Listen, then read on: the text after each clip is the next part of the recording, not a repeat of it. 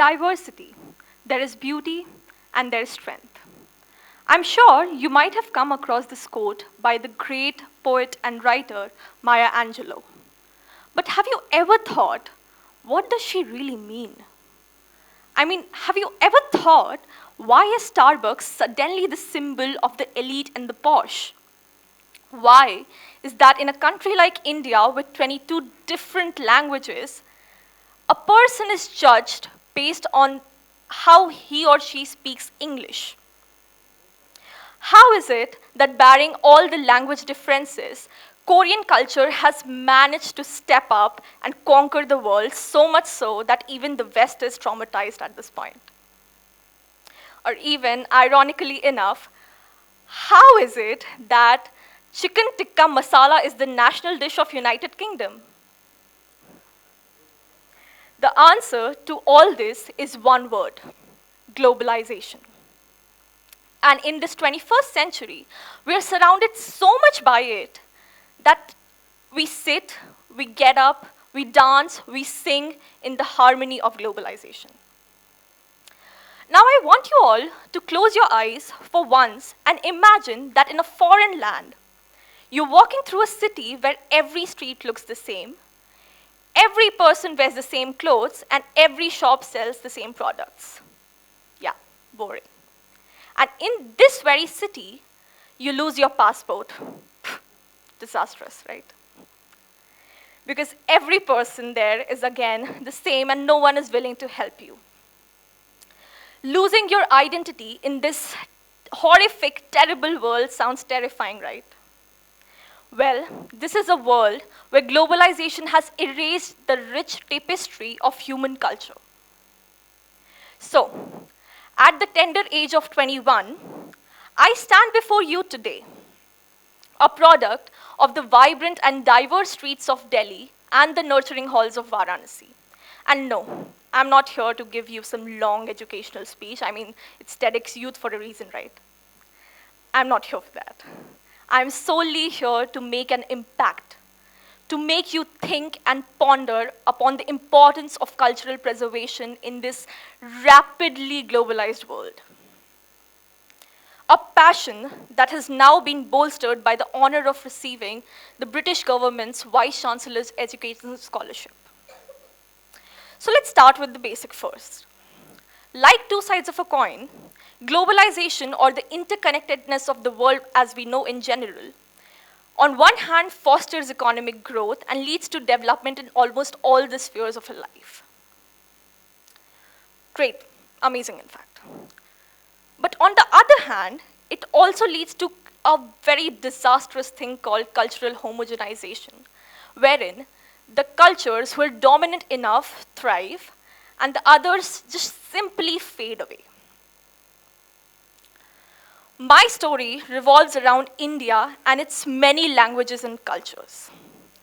Born and brought up in Varanasi, in this cultural tapestry became my sanctuary, where not only I gained textual knowledge, but also imbibed the wisdom of centuries-old customs and resilience of a community that cherishes its heritage. Now came the transition to Delhi, and trust me, I was really excited about it. And I learned that Delhi is a place where history and modernity danced in harmony. It's a place where every corner tells a story, where the past intertwines with the present, and the diversity is not just celebrated, but embraced as the very essence of our identity. But again, amidst the bustle of everyday life, I couldn't help but notice the subtle shifts. The intrusion of global trends, the fading echoes of traditional songs, and sadly, the interplay of classes. Be it the distinction from the backward and poor West Delhiites to the forward and posh South Delhiites.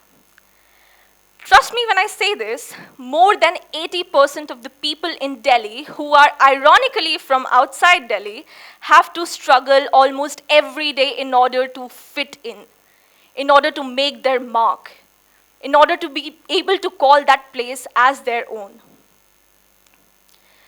And what is even sadder is that more than 60% of them do not even try, and go ahead with the prevailing imposter syndrome by putting up a facade, as they neither have the time nor the energy to deal with it. Yeah, it's sad. These observations stirred within me a very profound question. That in our pursuit of progress and interconnectedness, are we inadvertently trying to erase the very threads that have weaved the fabric of our cultural identity? Think. Think about it. Because cultural preservation in a globalized world is not merely about preserving the relics or traditions for just the sake of nostalgia and, oh, I'm happy about it. No. Or in our Gen Z case, for some mere Instagram stories which are aesthetically pleasing and which fetch you likes. No. Rather, it's more about recognizing the intrinsic value of every culture, the knowledge embedded in indigenous practices. The definition of a utopian world for me is where every language spoken, every dance performed, and every song sung is not just preserved, but celebrated and equally respected. A world where diversity is not a barrier, but a bridge that connects us through experiences, fosters mutual understanding, and enriches our cultural human identity. So you may ask me now, okay, PAARVI, how do we embark on this journey of cultural preservation in the 21st century? And some of you might also say that education is one key, correct? It definitely is. Others might say, oh, the government and international organizations can work together on to creating policies that actually preserve our culture. Absolutely right. Or others, the tech freaks, might also argue the importance of technology in preserving our cultures. I agree. But my question to you is that all? Think. Is the bookish information enough? You are told what to do. How to do it, no one knows. No. Because we're forgetting that perhaps the most transformative step we can take is to embrace cultural exchange with openness and empathy, and at the same time sticking to our roots. Because that is what makes you, you. Just remember that there is absolutely no substitute for kindness. So neither be embarrassed or afraid for your culture, nor mock others. Trust me, that's the worst thing you can do. And it's your world. You have all the right, all the freedom how to see it. So stop acting on the prevailing prejudices and stereotypes. You have no idea what you're doing. We are the future. The educated and creative youth of the world, of today, and globalization offers us an unprecedented opportunity to learn from one another, to celebrate and embrace each other's differences, and yet to coexist with one another. I mean, how beautiful is that? All I ask for you is, wherever life leads you, wherever you are, carry with yourself a commitment to advocate for cultural diversity and heritage conservation.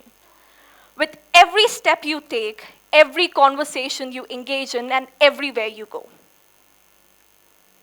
At last, let us together pledge to honor the past, celebrate the present, and inspire future change makers to cherish and preserve the diversity that makes our world truly breathtaking. Because once a legend named Mahatma Gandhi said that we need to be the change we wish to see in the world. Thank you.